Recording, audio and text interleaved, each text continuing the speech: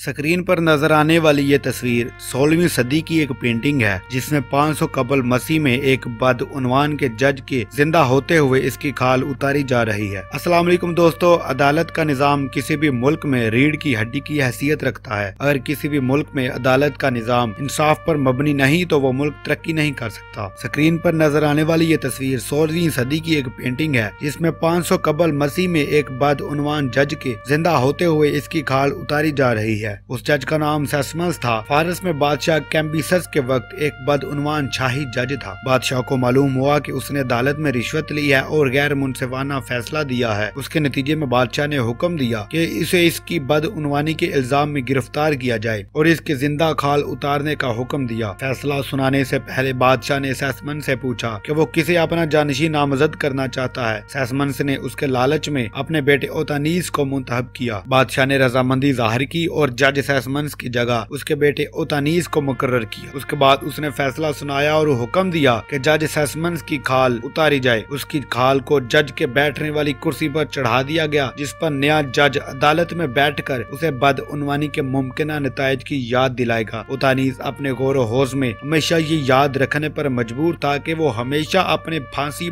पाने वाले बाप की खाल पर बैठा रहता था। उसे उसकी तमाम समातों, गौर फिक्र और जुमलों में इंसाफ और मुसावात को यकीनी बनाने में मदद मिली। अगर हम इस तारीखी वाक़े को सामने रखते हुए अपने मुल्क के अदालती निजाम को देखें तो दूध का दूध और पानी का पानी हो जाएगा। हमारा अदालती निजाम इंतहाई करप्ट और गैर मुअस्सर है। लाखों की तादाद में मुकदमे इल्तवा के शिकार हैं जिनका फैसला नहीं हो रहा। बेगुनाह लोग जेलों में सड़ रहे हैं। 25-25 साल एक मुकदमे के फैसले को लग जाते हैं, जबकि यही अदालतें अशराफिया की खिदमत के लिए हर वक्त तैयार हैं। यही वजह है कि मगरबी मुआशरा और उनका अदालती निजाम हमसे कई दर्जे बेहतर है और जहां हमारे अदालती निजाम पर हर तरह उंगली उठाई जा रही है। बहरहाल, जिस मुआशरे में करप्शन से पाक इंसाफ फराहम किया जाता है वहां तरक्की की रफ्तार तेज होती है। लेकिन अफसोस तर अफसोस, जिन अदालतों में सरेआम माफिया के सहूलतकार जज साहिबान और वकला मौजूद हों तो इंसाफ खुद लेना पड़ता है। जज साहिबान के नाम गुमनाम सोल्जर का पैगाम। इतना भी मजबूर मत करो कि सबको लटकाने के लिए कुछ खास करना पड़ जाए। जुल्म के इंतहा कर दी दुनिया की ऐसी वारदात जिसमें ससुर और साला चोर और जुआई और सरकारी गवाह हो तो फिर सरेआम जज को सबके सामने गोली के आर्डर देने चाहिए थे। केस को खत्म नहीं करना चाहिए था। बस अब निजाम ही बदलने वाले हैं। साहब जी ख्याल करना।